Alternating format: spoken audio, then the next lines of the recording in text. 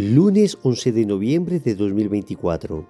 Tres mensajes del Evangelio de hoy, tomado del Evangelio de San Lucas, capítulo 17, versículos del 1 al 6.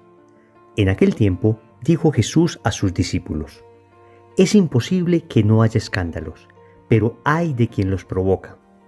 Al que escandaliza a uno de estos pequeños, más le valdría que le ataran al cuello una piedra de molino y lo arrojasen al mar. Tengan cuidado. Si tu hermano te ofende, repréndelo, y si se arrepiente, perdónalo. Si te ofende 7 veces en un día, y 7 veces vuelve a decirte, me arrepiento, lo perdonarás. Los apóstoles le dijeron al Señor: aumentanos la fe. El Señor dijo: si tuvieran fe como un granito de mostaza, dirían a esa morera, arráncate de raíz y plántate en el mar, y les obedecería. Palabra del Señor. Gloria a ti, Señor Jesús. Queridos amigos, qué maravilloso es leer el Evangelio y meditarlo todos los días. Es increíble porque cada que uno lo lee encuentra un pozo infinito de sabiduría del que uno puede beber y beber y beber. Y no te cansas. Al contrario, en la medida en que más lo conoces, en la medida en que más lo meditas, más te enamoras y más sientes deseo de conocer. Hoy el Evangelio nos presenta 3 temas bien importantes. Primero, ay del que escandalice. Segundo, perdona siempre. Tercero, ten fe. Vamos con el primer punto. Ay del que escandalice. Comienza diciendo el Evangelio que Jesús dijo a sus discípulos: es imposible que no haya escándalos, pero ay de quien los provoca. Al que escandaliza a uno de estos pequeños, más le valdría que le ataran al cuello una piedra de molino y lo arrojasen al mar. Tengan cuidado. Queridos amigos, de lo primero de lo que nos habla el Señor y lo primero contra lo que nos advierte hoy en el Evangelio es contra el pecado del escándalo. El Señor tiene recriminaciones muy fuertes contra este pecado. Está diciendo que la persona que escandalice, pues más le valdría que le ataran al cuello una piedra de molino y se arrojase al mar. Es decir, de manera hiperbólica, el Señor está expresando la absoluta gravedad de este pecado. Santo Tomás de Aquino definía el escándalo como una palabra o una acción mala en sí misma, la cual ocasiona la ruina espiritual del otro. Oigan esto, una palabra o una acción mala en sí misma que ocasiona la ruina espiritual del otro.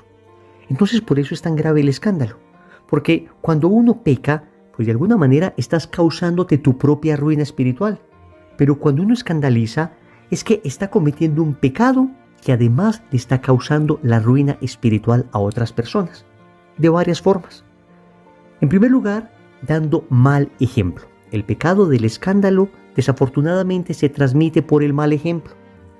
Y recordamos aquella fuerte frase que dice: si no puedes ser un buen ejemplo, confórmate con ser una horrible advertencia. Pero desafortunadamente, muchas veces cuando no somos buen ejemplo y somos mal ejemplo, arrastramos a las personas a aquellas cosas malas que estamos haciendo. Entonces, cuando se escandaliza, casi siempre hay una pérdida de la inocencia en la persona escandalizada. Por eso el Señor dice que se escandaliza a los pequeños, es decir, a aquellas personas que tienen todavía el corazón inocente. No digamos siempre inocente en todos los aspectos, pero por lo menos en ese aspecto de pecado que acabas de cometer. Y desafortunadamente hoy el escándalo pulula porque hoy es más fácil llegar a más personas. Antes un escándalo que uno cometía pues no salía del círculo de las personas que le rodeaban a uno, el metro cuadrado que estaba alrededor.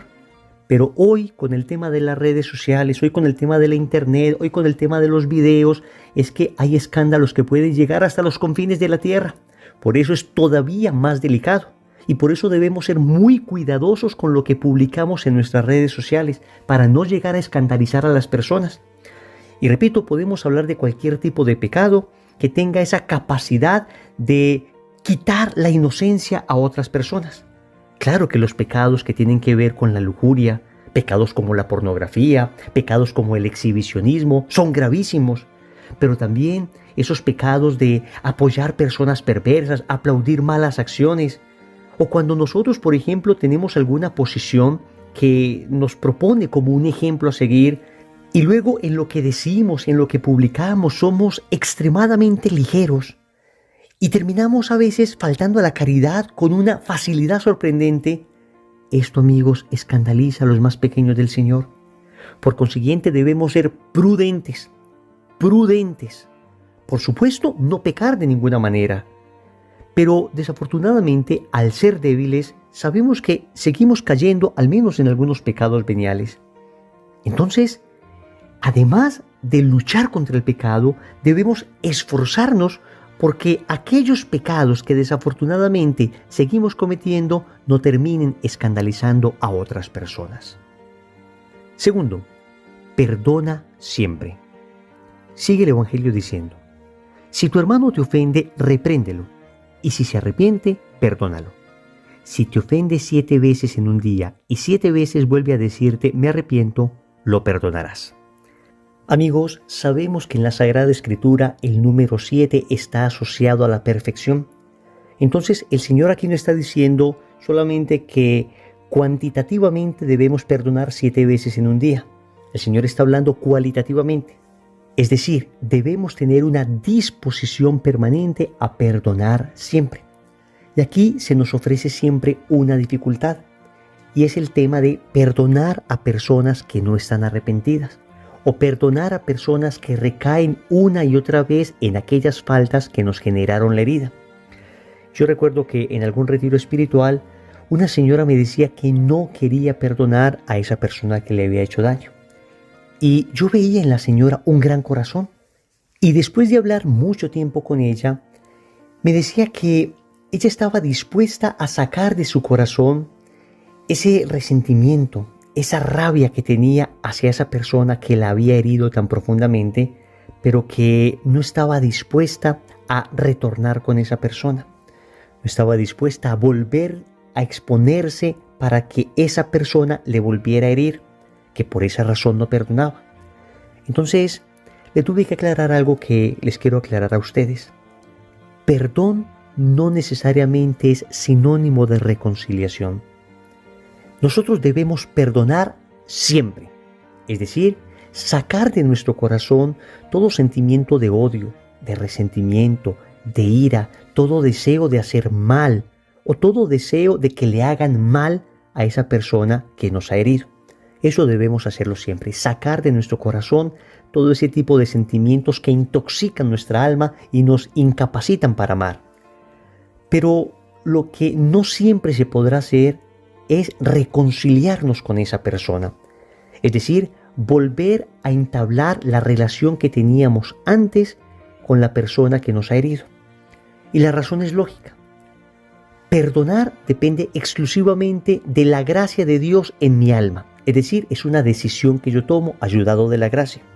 Pero la reconciliación depende mucho también de la disposición de la otra persona.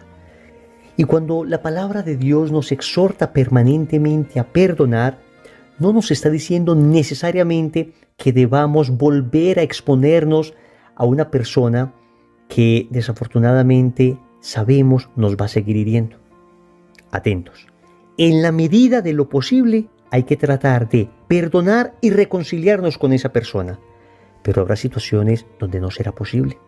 Entonces debemos perdonar de corazón, aunque desafortunadamente todavía no podamos reconciliarnos con esa persona, hasta que esa persona tenga un proceso de conversión, hasta que esa persona esté dispuesta a no volver a hacer lo que estaba haciendo antes, en fin. No obstante, debemos manejar esto de forma equilibrada, porque también puede que alguna persona diga, yo perdono, pero no me reconcilio con esta persona, que puede tener toda la disposición del mundo para cambiar, pero solo por la posibilidad de que vuelva a recaer en aquello que me hirió, pues no me reconcilio. Ahí sí estaríamos hablando de un perdón que no ha terminado de darse adecuadamente. Cuando hablamos de perdón y reconciliación, de un perdón que se puede dar, pero a veces la reconciliación que todavía no se puede dar, pensamos, por ejemplo, en aquellas personas que padecen patologías, en aquellas personas que tienen vicios tan arraigados que difícilmente cambien de la noche a la mañana. O pensamos, por ejemplo, en aquellas mujeres que logran perdonar a ese hombre de corazón, pero ese hombre sigue siendo infiel, ese hombre sigue dispuesto a golpearle, ese hombre sigue trayendo terribles problemas al hogar. Ahí la iglesia misma dice, prudencia, perdone, sí, pero incluso en esas ocasiones extremas recomienda a la iglesia una cierta separación hasta que se resuelva la situación. Entonces, sí debemos perdonar siempre, y para ello necesitamos la ayuda de la gracia. Reconciliarnos la inmensa mayoría de veces será fácil, pero en las ocasiones en que no lo sea, debemos seguir orando a Dios por esa persona para lograr algún día la reconciliación, pero repito, no siempre dependerá de nosotros. Tercero, ten fe. El Evangelio concluye diciendo que los apóstoles le dijeron al Señor, aumentanos la fe. El Señor les dijo, si tuvieran fe como un granito de mostaza, dirían a esa morera, arráncate de raíz y plántate en el mar, y les obedecería. Queridos amigos, el tema de la fe. La fe es una de esas virtudes preciosas y amplias que cada día tenemos que pedir más. Ciertamente, la fe es un don. Y si te falta fe, es porque te falta pedir más el don de la fe.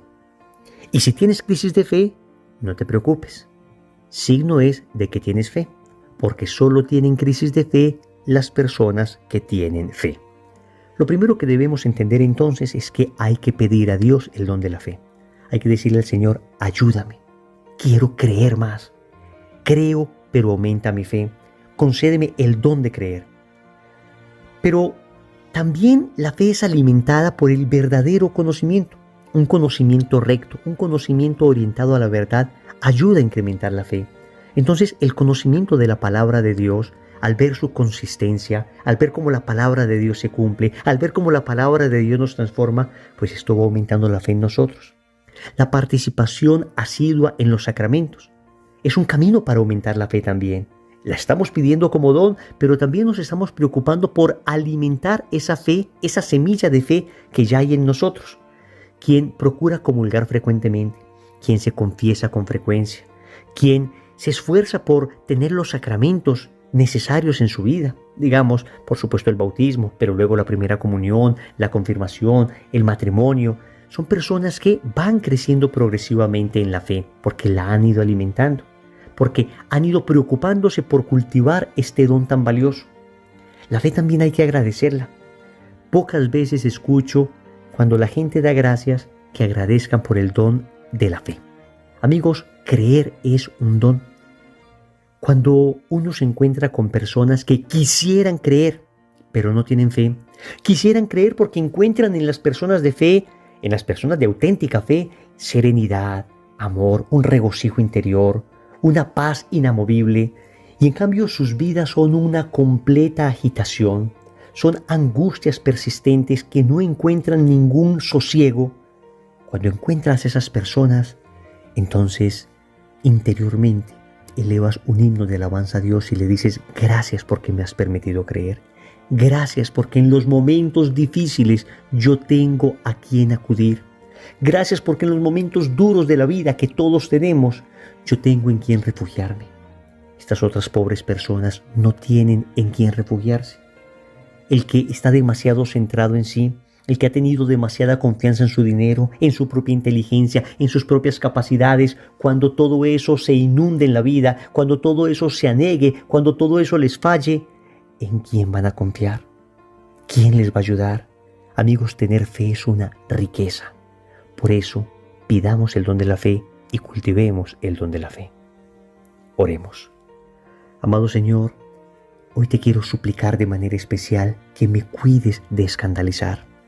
Aleja de mi vida todo pecado, pero con especial fuerza te pido que alejes el pecado del escándalo. Señor, que yo no sea piedra de tropiezo para otras personas, que yo sea ejemplo a seguir, que quien vea mi vida, que quien escuche mis palabras, encuentre ánimo y aliento para seguirte, y no al contrario, desestímulo y escándalo que termine alejándoles de ti. Hoy te suplico también, Señor, el don de perdonar. Solo no soy capaz. Soy incapaz por mis propias fuerzas, porque soy débil y frágil, porque fácilmente me hieren, porque fácilmente me lleno de falsos motivos para tener rencor hacia otras personas. Pero en cambio, si tú me das tu espíritu, si tú me das tu gracia, seré capaz de hacerlo. Y en la medida de lo posible te suplico también el don de poderme reconciliar con aquellas personas con las que de alguna manera he tenido problemas. Señor, ayúdame a ser instrumento de paz. Finalmente, hoy te quiero suplicar que incrementes en mi corazón el don de la fe. En medio de un mundo que cada día cree menos, en medio de un mundo que permanentemente nos está bombardeando con ideas contrarias a las del Evangelio, es fácil que nuestra fe entre en crisis. Por eso hoy te suplico, Señor, que me concedas el don de una fe firme, una fe profunda, una fe inamovible. Señor, dame lo que me pides y pídeme lo que quieras. Amén. Recordemos entonces, primero, ay de los que escandalicen. Segundo, perdona siempre. Tercero, ten fe. Compromiso. Vamos a decir durante todo el día esta ejaculatoria. Creo, Señor, pero aumenta mi fe. En el nombre del Padre, y del Hijo, y del Espíritu Santo. Amén.